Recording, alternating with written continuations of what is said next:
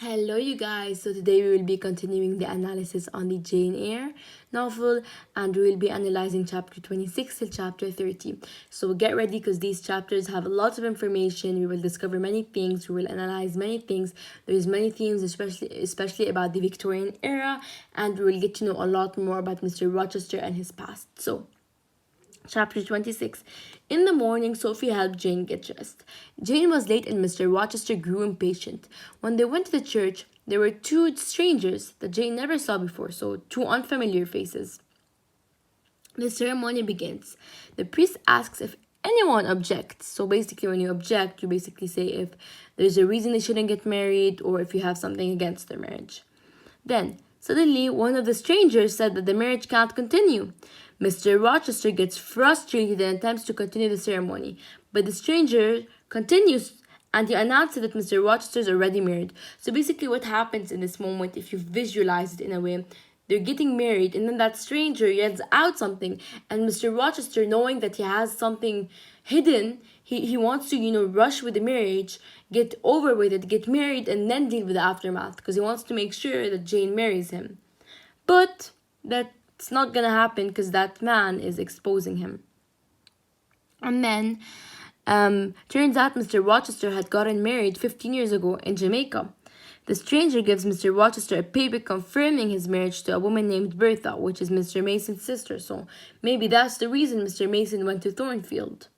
Mr. Mason says that Bertha is a crazy woman, and he admits that he was aware that she was alive, and that that would make Jane a second wife. So basically, Mr. Rochester was aware of the sin he was committing, or the way he was treating Jane, or the fact that he was going to make Jane his second wife, he was going to humiliate her, he was gonna kind of make her his mistress. So what he was doing was very, very bad and very selfish, extremely selfish. And it shows that he's a liar because he lied to Jane. He keeps her locked away in a room at Thornfield. So that is the reason for the screaming, the crazy, gothic atmosphere at Thornfield. Then they go to Thornfield because Mr. Rochester wanted to show them how crazy Bertha is. So basically, Mr. Rochester wanted, to give himself a valid reason to lock Bertha, which was that she was crazy, and he wanted to prove to them that she was crazy. So, they go to see Bertha and she tries to strangle Mr. Rochester. Another surprise was Mr. Mason knew about the wedding because John Eyre had told him about him. So who is John Eyre? John Eyre is Jane's paternal uncle, so her father's brother. They had met at Madeira when Mr. Mason was on his way back to Jamaica, and John had just received the letter from Jane. So basically, Mr. Mason and John Eyre met, and then John Eyre had just gotten that letter, and then he talked to Mr. Mason, and then John asks Mr. Mason to save Jane from the marriage. Jane finds out that her uncle is very ill, and if he decides to travel to Madeira, by the time she arrives, he would already be dead. So basically, Jane's uncle was dying. So if Jane, wants to see him, by the time she'd arrive, he'd already be dead because his condition was horrible. So he would be dead, not she would be dead. Anyways, Jane goes back to her room exhausted. She lays on the bed and turns to the old and solitary girl she once was. So, note, when I was reading, because the interaction, while everyone was arguing when they went to see Bertha and Mr. Rochester was giving them excuses, Jane said nothing. Jane was listening to the whole conversation. She was just listening, but she wasn't in the conversation. She wasn't interacting with them. So basically, Jane didn't say anything to Mr. Rochester. She did not confront him yet. The confrontation's coming later. But till now, we know that Jane, she went back to her room, the old and solitary girl she once was. Oh, sorry. So basically, Jane, all her life, she's been this sad girl, She's never been so content with her life. Even though at Lowood, like when she excelled, when, she became a better person, where she improved, where she had a better atmosphere, she was still never this happy. But once her and Rochester had that love, once he admitted to loving her, Jane felt valid. She was content with herself. She was pleased. These 4 chapters, she was living her, an amazing life. She was living, something really good. And that good was all gone the minute that man announced Mr. Rochester's marriage, and all her world came crashing. Now she didn't live the best when Mrs. Fairfax was confronting her, or when she saw that split chestnut tree. But there was still this happiness, the love of Mr. Rochester provided for her. But now she had nothing. She was humiliated and she had no love. And it was just a bad situation for Jane. So, chapter 27. After waking up, Jane realized that she had to leave Thornfield. She felt disappointed that no one had visited her after what occurred at the ceremony. Even little Adele did not check on her. So basically, what happened was that Jane was still in her room. She did not decide to leave her room, and Jane was irritated that no one really came to check up on her. Even Adele, Adele, the girl that she has taken care of, that she was her governess, and Adele didn't care to check on her, or neither did Mrs. Fairfax. No one. So that also disappointed her. Once she leaves her room, she falls down and she looks up to see Mr. Rochester. He apologizes and said that it was never his intention to hurt her. She saw real remorse in his eyes and internally forgave him, yet she remained silent. So what happened was that Jane finally went out of her room and she sees Mr. Rochester. He apologizes, and Jane, she knew that he meant it, or at least, she felt, she believed that he meant it. And she didn't say anything, but deep down she forgave him. Internally she did, but she didn't say anything. They go to the library room and he opens up about everything in order for Jane to forgive him. So, turns out Mr. Rochester has had a tough life and faced many hardships. So, for a man in the Victorian era to be living in a manor like Thornfield, to be having, housekeepers like Mrs. Fairfax, he has a daughter with a governess, he travels all around actually not all around the world, all around Europe, and, he has many friends, he's an aristocratic man. For him to actually, having faced hardships is very interesting. It's very interesting. His father did not want to divide his real estate, therefore he gave everything to his brother Roland. So now we know his brother's name is Roland. But he did not want Mr. Rochester to be poor. So he made him marry Bertha Mason. So Bertha Mason, Mr. Mason's sister. Both Mr. Rochester's brother and father were aware of her mental illness, yet all they cared about was the £30,000. So basically, Bertha had the £30,000, which Mr. Rochester would have access to if he married Bertha. And his father did not want to leave Mr. Rochester poor with nothing. So him and his brother, even, despite knowing her illness, they still wanted Mr. Rochester to marry her because all they cared about was the money. Mr. Rochester was young and he had thought that he loved her, but in reality he barely knew her. So, basically it was kind of lust, kind of lust. When he married her, he discovered that he cannot spend time with her comfortably, so he didn't feel comfortable around her. He hated her and they could not get along. When he was 26, he attempted to take his own life. So, a similarity, both him and Jane, tried to take their own lives. Then he left for Europe. He lived in France, Italy, and London. He had 3 mistresses. One of them was Adele's mother, Celine. So we are familiar with Celine and we know the story. He liked none, and he is ashamed of these days. So these days were gone, these sins he committed were gone, these days were behind him. He's changed and he has wisdom now.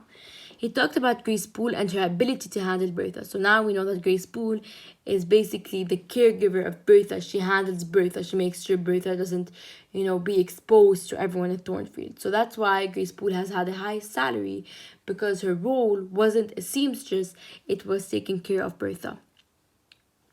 Then he talked about his feelings towards Jane and how he watched her play with Adele in the nursery for hours.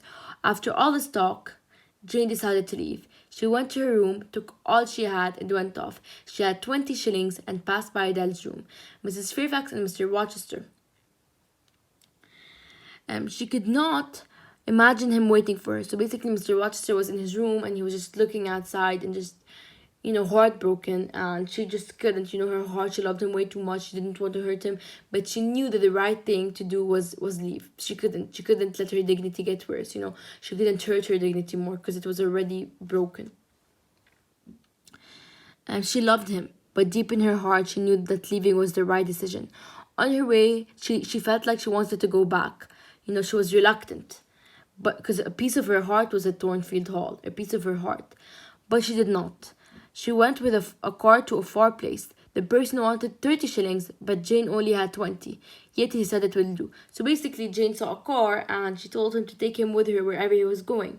She wanted to go far away to a place where Mr. Rochester, he did not have many connections, he did not have power, and Jane only had 20 shillings. So then that man required 30 shillings. So that's gonna, give her a kind of consequence later on in chapter 28. So, chapter 28, let's go down. Jane was dropped off in the middle of nowhere since she did not have enough money for the whole ride. See, that's what I said. She was in intersection between four areas. She was praying and, she was praying. She had that faith. And eventually found shelter to sleep in for the night. The next day she knocked on a few doors begging for a job. But no one helped her. She asked the man who was eating for food. He didn't say anything but handed her a piece of bread. Then Jane sees a house and hears two girls talking in a foreign language. She watched them for a while and heard them say things that they were waiting for a man named Sanjin. So basically, she was eavesdropping on their conversation, and she heard them. They were saying that they were waiting for a man named Sanjin. Finally, Jane gets the courage to knock on their door. So the servant Hannah opens it. Jane asks if she can stay for the night and for a piece of bread. She gives Jane a piece of bread, but she refuses to let her stay for the night. So she did one of the things, which was give her bread, but she did not give her shelter. And Jane begins to cry. She says, "I can die, but I can but die, and I believe in God. Let me try to wait His will in silence." So Jane basically, she was so tired. So the only thing she had left was God. The only thing she has left was her faith. So she just kneeled and she waited for God to help her, for anyone to come and help her. And Sanjin comes. He answers and he lets her in. They give her some food and ask her if she knows anyone they can contact. She says no. They ask her for her name and she gives them a false name, which is Jane Elliot. They ask her for more information, but Jane was too weak to answer. She was too tired. She was exhausted. Out of the two sisters, so there were two sisters, Diana and Mary. Jane felt like Diana was the kindest. Jane felt this, attraction towards Diana. Chapter 29. Jane woke up exhausted and barely able to move. The sisters visited her, and she heard them saying that they were glad that they had rescued her. So till now, we know that they are good people. Sanjin visited once, but did not say anything. The fourth day, Jane wakes up with energy to move and be active. So basically, Jane, took these few days to relax because she was already exhausted, she was freezing, she was tired. But on the fourth day, she finally, received her energy and she wanted to move. She goes to the kitchen and surprisingly, Hannah smiles. So Hannah, did not like Jane. She did not let her come in. So yes, and Hannah is with an H. Hannah asks Jane if she is a beggar. Feeling offended, Jane criticized her for her judgment. So, Jane being the educated governess she is, having one of the only, being a governess back then was one of the only, legitimate ways for a female to get a job. It was really hard for them. They didn't have many options. They didn't have many career options. For Jane to be this, very educated person, top of her class at Lowood, governess, governess was a very important job back then. For Hannah to insult her in that way, Jane had to criticize her for her judgment. Hannah, she wasn't a bad person. She apologized and tells her the Rivers family history. Sorry about that. The Rivers had been wealthy, but their father lost all their money fortune after trusting a friend who got bankrupt, which resulted in Diana and Mary working as governesses. So these people, they had money, but then, accidents happened and the girls ended up, having to work as governesses. Their father passed away 3 weeks ago, so recently. That's the reason they are home. Later that day, Jane sits with the siblings and Sanjin asks her about her past. Jane tells them about Lowood and her employment as a governess, but she refused to give them any more information, so Jane was very brief. She did not open much, but she just told them the basics. The only thing she asked for is a job. So Jane just wanted that job because she really wanted to live. When she was called by Miss Elliot, because she told them her name was Jane Elliot, so they were referring to her as Miss Elliot. Jane did not respond, and then Sanjin discovered that she was lying about her name, and then Jane admits that it's not her name. Chapter 30. During her time at the Moore house, Jane grew a friendship with the sisters Diana and Mary. She spent time, she got to know them, they got to know each other. Mary watched Jane draw, and Diana taught Jane German. Despite being very close to her sisters, Jane did not know anything about Senjin. He was not mean, but he was very distant. So Senjin did not hurt Jane in any way. Actually, he welcomed her to his home, so he was actually a good person till now.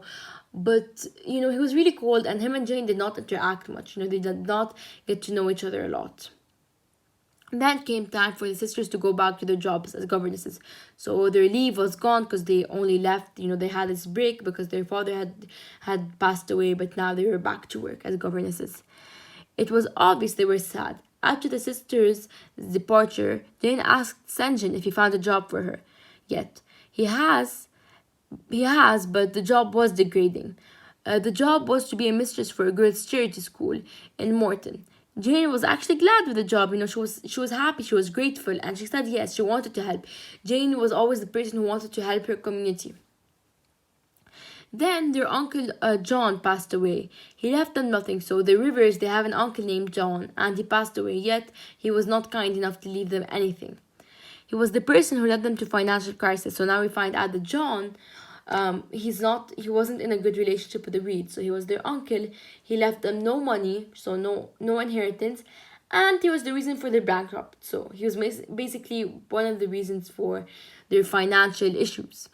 By the end of the chapter, Jane leaves for Morton. So in these 4 chapters, we get to see Jane's independent side. So Jane, she was very dependent to Rochester. He was a piece of her. Yet she did leave because she knew it was the right decision. And we do learn more about Rochester's character, that he's a liar, and we do learn a lot about the Victorian era. So in the Victorian era, women were locked up, and people with mental illnesses were treated the way Bertha was treated. Secrets were kept, secrets were hidden, men and women were not treated the same, and there was a lot of discrimination, social class discrimination, and gender discrimination a lot in these 4 chapters. There were more social class discrimination, scenes and chapters when Blanche was included. Anyways, this is it. Thank you guys so much for watching, and please subscribe if you want to, if you really enjoy these videos. And if you have any questions, please comment down below so I can answer your questions. Thank you guys so much, and if you have any comments or anything I can improve, please tell me. Thank you guys so much for watching. Bye.